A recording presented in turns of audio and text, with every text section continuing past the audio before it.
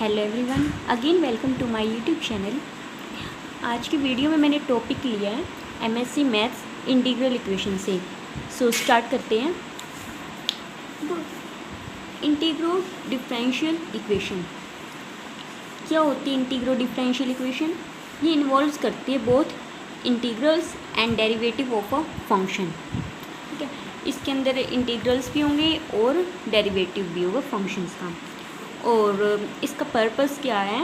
ये intermediate stage का काम करती है जब हमें कन्वर्ट करना होता है डिफरेंशियल इक्वेशन को टू एन इंटीग्रल इक्वेशंस में।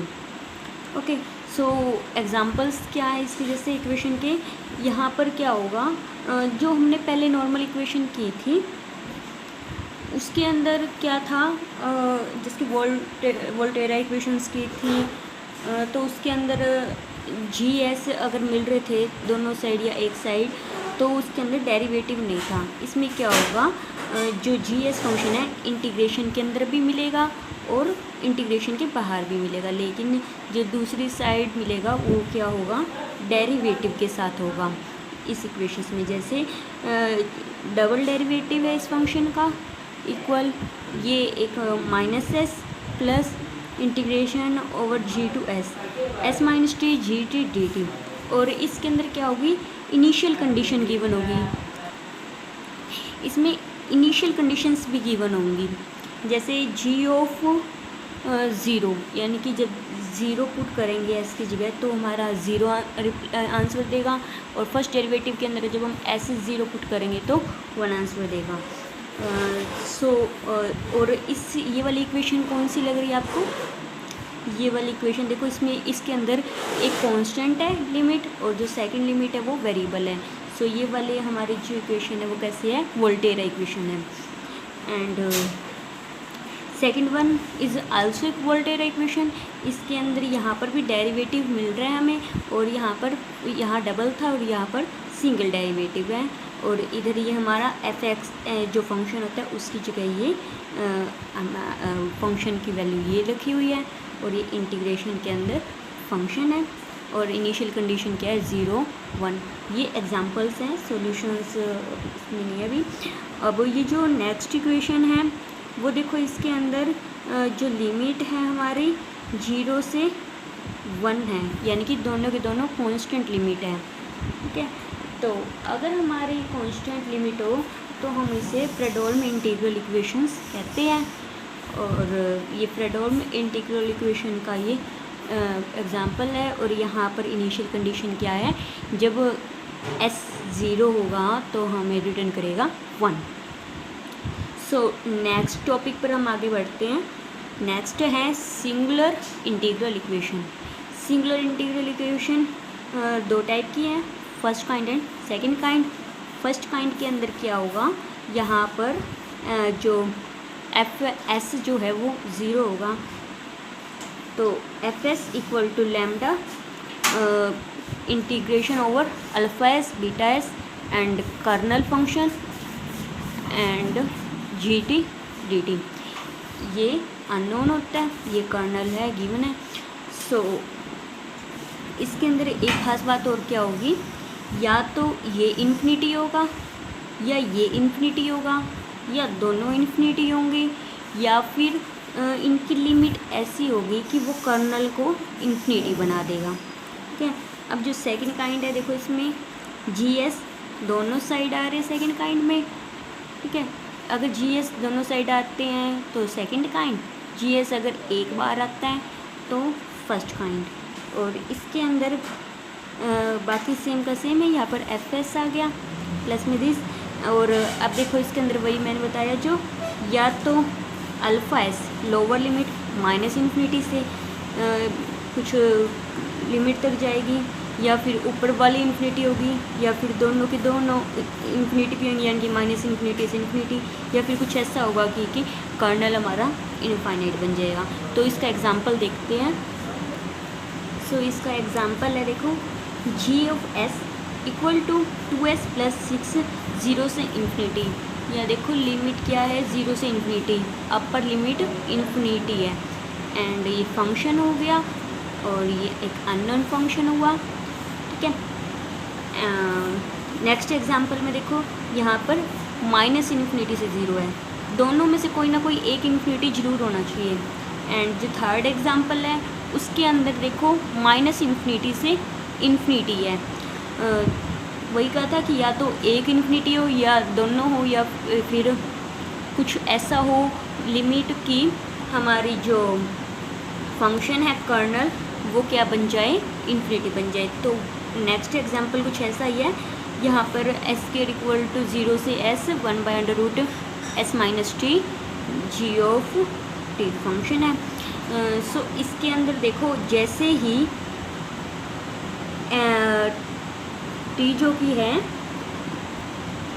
जैसे ही टी हमारा एस को अप्रोच करेगा, टी एस को अप्रोच करेगा, यहाँ नीचे 0 बन जाएगी और ये 1/0 जो है इनडिटर्मिनेट फॉर्म होती है। तो फिर यानी कि जो ये फंक्शन है हमारा कर्नल, ये हमारा क्या बन जाएगा, इनफाइनाइट फंक्शन बन जाएगा। तो ऐसा कुछ हो कि या तो हमारा फंक्शन इनफाइनाइट बन रहा है, कर्नल इनफाइनाइट बन रहा है, और या फिर जो लिमिट है वो हमारे इनफाइनाइट है। तो फिर हमारे जो इक्वेशन होगी उस इक्वेशन को हम क्या कहेंगे, सिंगुलर इंटीग्रल इक्वेशन।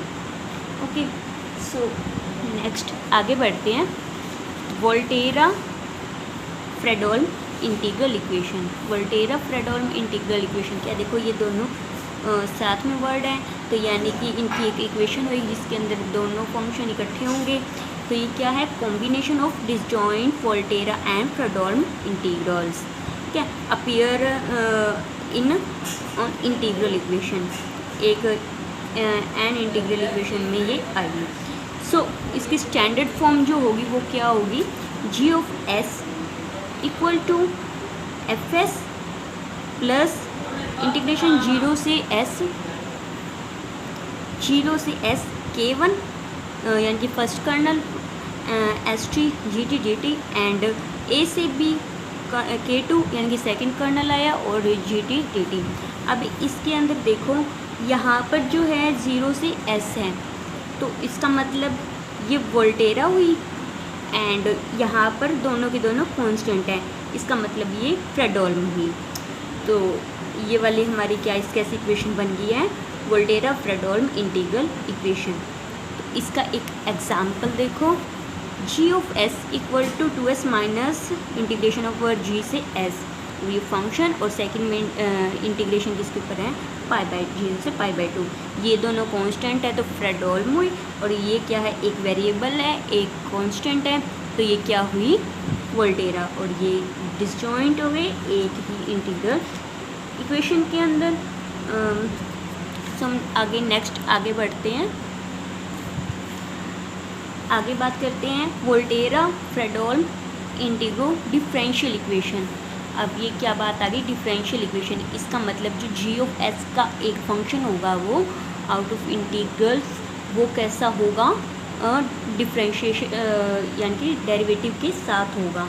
तो इसकी स्टैंडर्ड फॉर्म क्या है, यहाँ पर जो जी ऑफ एस फंक्शन आया है वो उसका nth डेरिवेटिव के साथ आया है, यानी कि इसका ऑर्डर n है, एंड एफ एस फंक्शन हो गया प्लस एक होगी वोल्टेरा इंटीग्रल इक्वेशन और एक होगी फ्रेडोल्म इंटीग्रल इक्वेशन।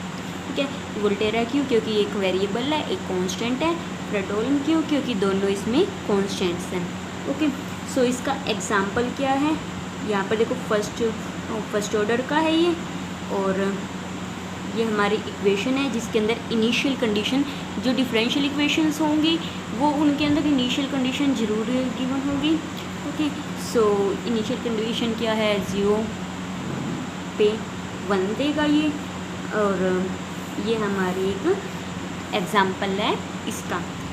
और सेकंड जो एग्जांपल लिया है इसके अंदर क्या है, डबल डेरिवेटिव के साथ है, और ये हमारा फंक्शन हो गया एफ एस का, एंड ये वोल्टेरा इक्वेशन हुई, और ये पाई तो कांस्टेंट होता है, सो ये फ्रेडोल्म इक्वेशन हुई, और ये इसकी इनिशियल कंडीशन हुई। ओके, सो अब हम क्या करेंगे, हमने सभी इक्वेशंस के बारे में पढ़ लिया है, अब हम क्या करेंगे, क्लासीफाई करेंगे कि कौन, हमें कैसे पता चलेगा कौन सी इक्वेशन हमें क्या बताती है कि किस टाइप की है। सो एक लिया है हमने एग्जाम्पल में कि GS equal to S-1/6 S³ 0 से S-T GT dt।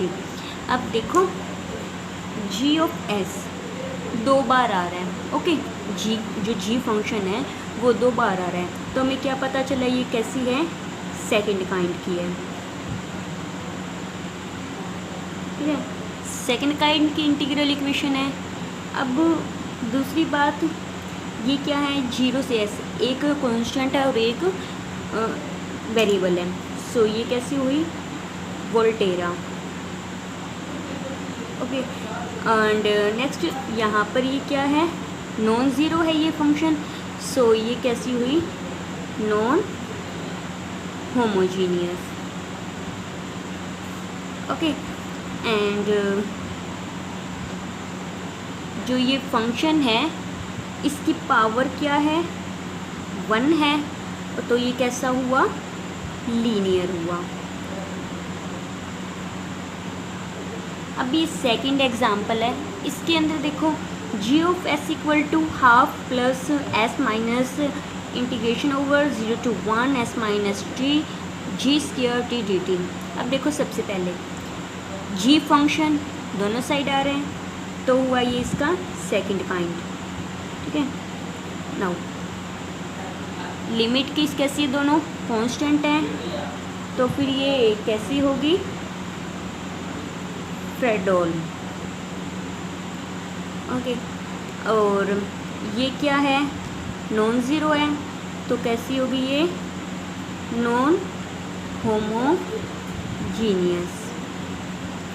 एंड यहाँ पर इसकी पावर क्या है, 2, ठीक है, तो ये कैसी हो जाएगी, नॉन लीनियर इंटीग्रल इक्वेशंस। तो हम ऐसे देख के इनके कि क्या क्या चीज़ें हैं, इनको देख के कि नॉन ज़ीरो है, लिमिट कैसी है, फंक्शंस किस टाइप के, लीनियर नॉन लीनियर, तो हम इसे क्लासीफाई कर सकते हैं आसानी से। तो आज के टॉपिक में इतना ही, नेक्स्ट हम इसे कंटिन्यू रखेंगे।